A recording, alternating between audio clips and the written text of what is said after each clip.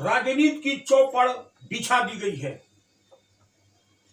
पासे फेंके जाने लगे हैं और शकुनी के षड्यंत्र का खेल जारी हो चुका है।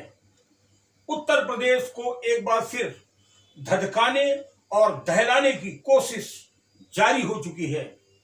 जी हां, मैं सतीश शर्मा और आप देख रहे हैं पी सनातन न्यूज। बहुत महत्वपूर्ण खबर लेके आया हूं आपके लिए कि उत्तर प्रदेश के मुख्यमंत्री योगी आदित्यनाथ इस समय बेहद खौफनाक षड्यंत्र के घेरे में हैं। योगी आदित्यनाथ के खिलाफ लगातार उत्तर प्रदेश में षड्यंत्रों का एक जाल बिछाया जा रहा है। हालांकि अभी तक हो रहे लगातार के षड्यंत्रों से योगी अपने आप को महफूज करते हुए चले आ रहे हैं, लेकिन अब सवाल ये उठता है कि वो कुल कितने दिन अपने आप को बचा पाएंगे। महत्वपूर्ण बात यह भी है कि कुल कितने दिन तक उत्तर प्रदेश इन षड्यंत्रों से, इन शकुनियों की चालों से बचता रहेगा। और यह सच है कि अगर जरा भी चूक हुई तो फिर पूरा उत्तर प्रदेश का माहौल कुरुक्षेत्र के मैदान सा हो जाएगा। मैं जो कह रहा हूं बिल्कुल सच कह रहा हूं, और अब आपको देने जा रहे हैं कुछ ऐसे प्रमाण जिससे आपको लगेगा कि पिछले 5 सप्ताह के अंदर कुल कितने कुचक्र और कुल कितने षड्यंत्र उत्तर प्रदेश में रचे गए और कैसे योगी आदित्यनाथ को षड्यंत्र के घेरे में फांसने की कोशिश की गई।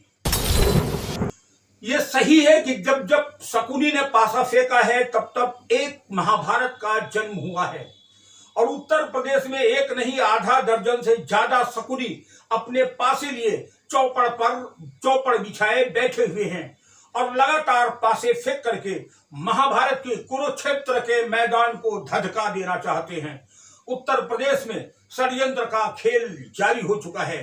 उत्तर प्रदेश के मुख्यमंत्री योगी आदित्यनाथ को उसके लपेटे में लेने के पुरजोर प्रयास जारी हो गए हैं। मैं आपको देता हूं एक पहला प्रमाण कि किस प्रकार से योगी आदित्यनाथ की छीछालेदर करने में कोई कोर कसर बाकी नहीं रखी गई। ध्यान दीजिए, वो समय था जब हिंदुस्तान में कोरोना का कोहराम मचा हुआ था। ऑक्सीजन सिलेंडर, वेंटिलेटर, हॉस्पिटल और दवाओं को लेकर मारा मारी थी और चारों तरफ चिंगाड़े ही चिंगाड़े गूंज रही थी। उस समय एक सुबह दिल्ली के मुख्यमंत्री बार बार टेलीविजन पर आकर रो रहे थे, मेरे पास वैक्सीन नहीं, मेरे पास दवा नहीं, मेरे पास ऑक्सीजन नहीं। एक तरफ तो यह षड्यंत्र चल रहा था केंद्र की भाजपा सरकार को घेरने का, और दूसरी तरफ उत्तर प्रदेश में भी गोटे बिछाई जा रही थी। और जब सब कुछ ठीक हो रहा था तो अचानक ये चर्चा उड़ाई गई कि कोरोना गांव में महामारी बनकर विराट रूप ले चुका है, और फिर कुछ ऐसे वीडियो, कुछ ऐसे विजुअल सोशल मीडिया पर डाल दिए गए जिसमें गंगा नदी में हजारें बहती हुई लाशें दिखाई गई। गंगा के किनारे सैकड़ों लाशें दफन की हुई दिखाई गई जिन पर राम नामी दुपट्टा और भगवा कपड़ा बिछा हुआ था। प्रमाणित था कि मरने वाला हर शख्स हिंदू है और ये जानबूझकर कोरोना के आंकड़े छिपाने के लिए लाशों को गंगा में बहाया गया है। कोहराम मच गया। वामपंथी विचारक, वामपंथी लेखक, कांग्रेसी, सफाई और सब बिल्कुल युद्ध की मुद्रा में आ गए। लेकिन कहते हैं जब ऊपर वाला ठीक होता है तो सब कुछ ठीक होता, और अचानक एक वो व्यक्ति प्रकट हो गया जिसने ये दावा किया कि जो विजुअल और जो फोटो इस समय सोशल मीडिया पर डाली जा रही है वो 2018 को खींची गई थी और 2021 में उसका दुरुपयोग करके चलाया जा रहा है। खैर, कोरोना पर कंट्रोल हुआ, उत्तर प्रदेश से सफलतापूर्वक कोरोना को रोका और वो मामला हवा हो गया। वो मामला दब ही पाता कि दूसरी तरफ हिंदुओं के सिरमौर संजय सिंह, जो आपके नेता हैं, दिल्ली में एक बयान देते हैं कि उत्तर प्रदेश में राम जन्मभूमि में घोटाला किया जा रहा है और 2 करोड़ की जमीन को 18 करोड़ में खरीद लिया गया है।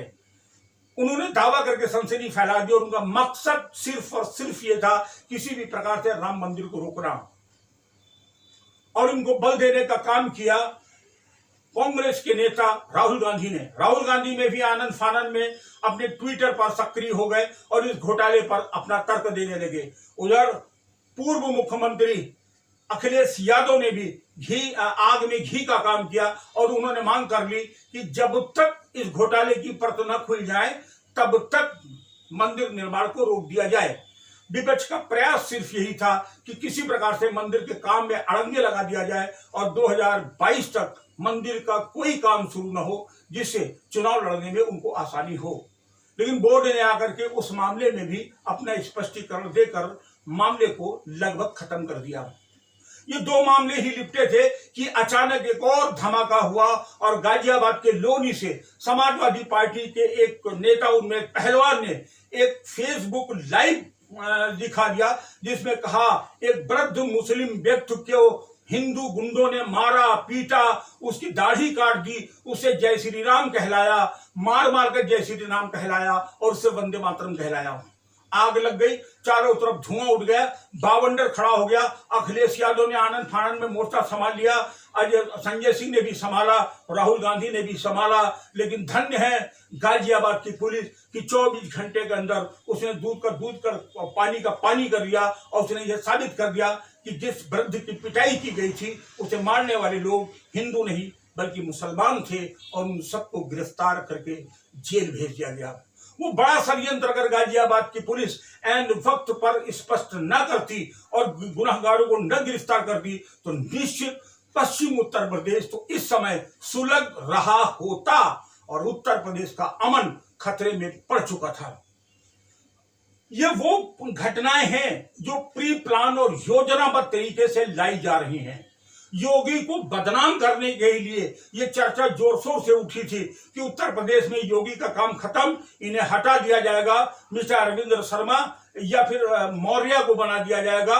योगी और मोदी की नहीं पट रही है। दुनिया भर की कला और बावंडर उन्होंने दिखाने की कोशिश की। बड़े बड़े तथाकथित वो पत्रकार जिन्हें इस सैटेलाइट चैनल के स्टूडियो से कान पकड़कर बाहर निकाल दिया गया है, वो यूट्यूब चैनल पर बहुत बड़े योद्धा बनकर इस खबर की विवेचना कर रहे थे और बार बार यही कह रहे थे। लेकिन पी सनातन न्यूज अकेले दम पर यह कह रहा था योगी का कोई मतभेद नहीं है, योगी नहीं हटेंगे और योगी के नेतृत्व में ही चुनाव लड़ेगा। और वैसा ही हुआ और केंद्र सरकार ने मुहर लगा दी और योगी एक बार फिर 2022 का चुनाव लड़ेंगे। फिलहाल कुल मिलाकर के योगी 2022 की तैयारी कर रहे हैं। विपक्ष षड्यंत्र में लगा हुआ है, शक्तियों ने पासे फेंकने शुरू कर दिए हैं। आप सावधान हो जाइए, गलत अफवाहों, फोटो और सूचनाओं पर गौर न करिएगा, अन्यथा उत्तर प्रदेश कुरुक्षेत्र का मैदान बनने में जरा भी देर नहीं लगेगी, क्योंकि खतरनाक शक्तियों की गंदी राजनीति के पासे फेंक दिए गए हैं।